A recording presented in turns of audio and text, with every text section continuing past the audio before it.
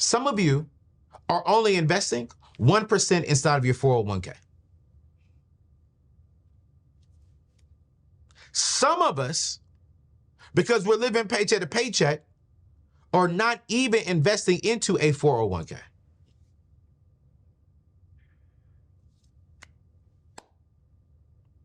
You see, if your employer offers a 401k match, I need you to take advantage of that free money. Don't let them have a Roth 401k match. What you're skipping out on if you're not doing that is, you're skipping out on one, the match. Prime example, basic math here.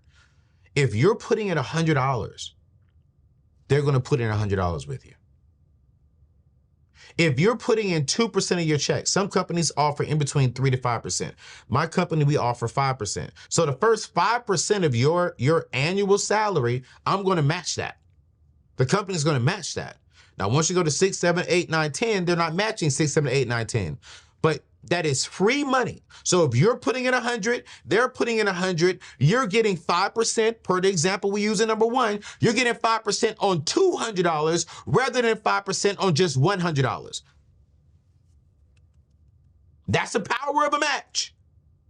Is that we're going to give you compound interest on top of that. This is why I'm always saying when it comes to a 401k, there's 3 important factors. The very first important factor is there a match? If there's a match, you go for it. Whether it's a traditional and or a Roth 401k. So number 1 is if there's a match, you go. If it's a match traditional, you go. If there's a match Roth, you go. But then number 2, if there's a Roth with no match, you go for it. Because Roth simply means we're going to tax you at your tax level now. And then now all your money that's growing because of the compound interest, when you get older, you do not have to pay any taxes on it when you go to pull it out. The number 3 is traditional. Traditional is, hey, you're not going to pay any taxes on it right now, but we're going to tax you when it's time for you to take it out. You see, contributing enough to maximize the match is super, super important. If they match up to 5%, invest at least that, because it's literally doubling your money. Now, some of you may be saying, Anthony, I work for a small company, because for a couple of years, my company didn't offer a 401k because we were a small company. And not every single company offers a 401k. Cool. Some companies, if you're working for a nonprofit, is going to offer a 403b. So for me, what I'm going to suggest is if you don't have a 401k or 403b, that's not a problem. I want you to open up a brokerage account and start investing into a good mutual fund, a good Roth IRA, a good index fund. I'm actually going to put a link to my friends over at Moomoo, who will honestly help you open up a good index fund. But I recently had my boy Courtney on the show, who shared how to invest for beginners. I plan on doing a good webinar with him to teach my audience on how you can start investing at a beginner level. But here's the truth. You can start small, right? The very first place I want you to start is if you have a 401k, I want you to invest up into that match.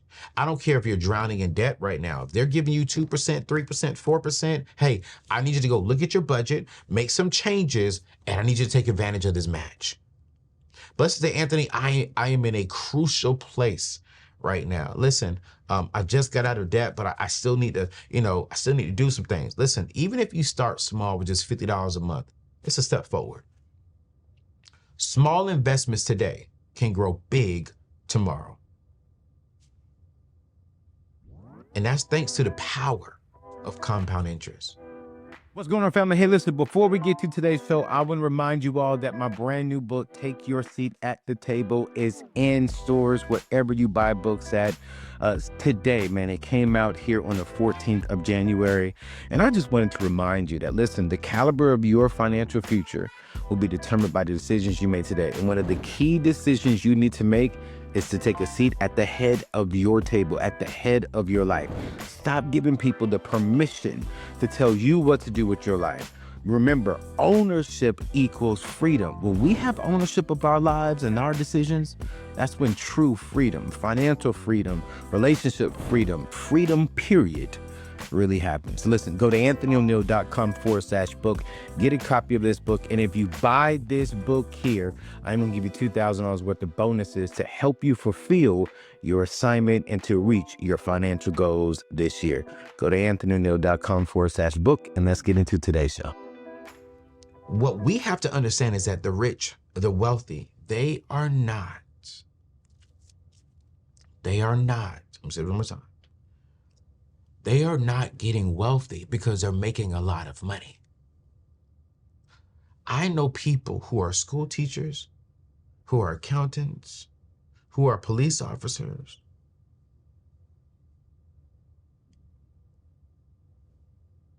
I even know one Uber driver who has a portfolio of $500,000 up until $2 million, making an average income anywhere between $55,000 to about $90,000. But what is the thing? What is the thing? They're focusing on building more margin. And as they're building margin, as far as in they're keeping their cost of living low, not really low, like to where it's uncomfortable, but they're keeping it below their financial means. Now they're coming up with a strategy on how to utilize that margin. And here's the truth, because I think a lot of us get me confused sometimes. I'm not saying we can't have nice things. Here's what I'm saying, though, is to make sure that our nice things are not robbing from our potential future. So if we're going to go out here and do a vacation, but we're not going to invest into our future, we can't get upset at 70 years old and complain about the decisions that we made in the past when you had the knowledge to make the right decisions. And so one of the things I'm teaching you all is that as you're growing margin, as you are investing that margin, do not touch it.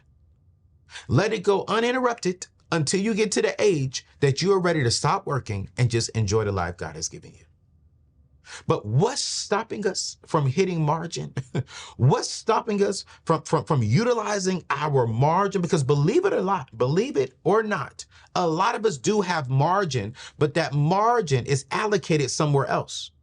What do you mean by that, Anthony? Here's number 3. Our margin is financing things we do not need. I'm going to say it one more time. Our margin is financing things we do not need. It's financing our wants. And there's nothing wrong again with having wants. But why do we have to have wants all at the same time? So number 3 is we got to stop financing things we do not need at this present moment. And this one is going to hurt some of us, but it's true. Financing stuff just to look good and just to blend in with culture, it's not the move. In 2025, it's not the move. We got to avoid the buy now, pay later trips. I'm telling you right now, not trips, but traps. Okay. We got to avoid putting things on the credit card because we can get the points. And this is a nice looking shirt. This is a nice looking pack of weave. This is a nice car. No. Listen. And here's my philosophy when I am honestly doing things. If I can't buy it 3 times, minimum 2 times, I don't need it. I don't need it. Even if you put something on the credit card, even if you are in that top 10% saying, you know what, I'm going to put it on my credit card and pay it off next week so I can get the points. Cool, great. If you're doing that, if you can't pay for it 3 times, minimum 2 times cash, you don't need it. You don't need it. There is a car that I was looking at buying recently. Didn't need it. I have 2 beautiful cars. I did not need it. I wanted it. There was a certain number in my head that I could afford to pay for it 2 times. That's a car. I don't believe you got to do it 3 times, right? And so I said, okay, cool. Here is the budget. I was taking one of my cars that is 100% paid for. I got deed in hand. I took it to them and said, yo, you got to give me X amount for my car. And this is the max I will come out. Because that's the max that I can do to where I'm not, how do I say this? I don't want to be in a position to where I'm not practicing what I'm teaching. So you have to give me this much for the car, and you have to give me your car at this price. They came back, and y'all watch this, not even gonna lie. They were $2,000 short, as far as in $2,000 over. And I said, no, man, that's my budget, because I can't afford, that's actually $4,000 more for me, because I'm thinking 2 times.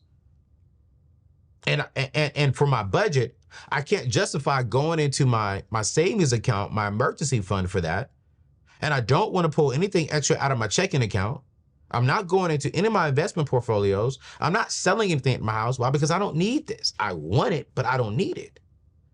And so if I can't afford to pay for it twice, then I can't afford it right now. I was like, sir, it's $2,000. We can finance $2,000 for you. I said, no, hear me clearly. I have the other $2,000, but I can't afford to take $2,000 from my future. Can't. Because this is a want. This is not a need. And here's the thing, I'm thinking long term. This car, that fancy gadget, that outfit will not matter in 5 years. But watch this, the debt will. Watch this, the poor financial mistake will.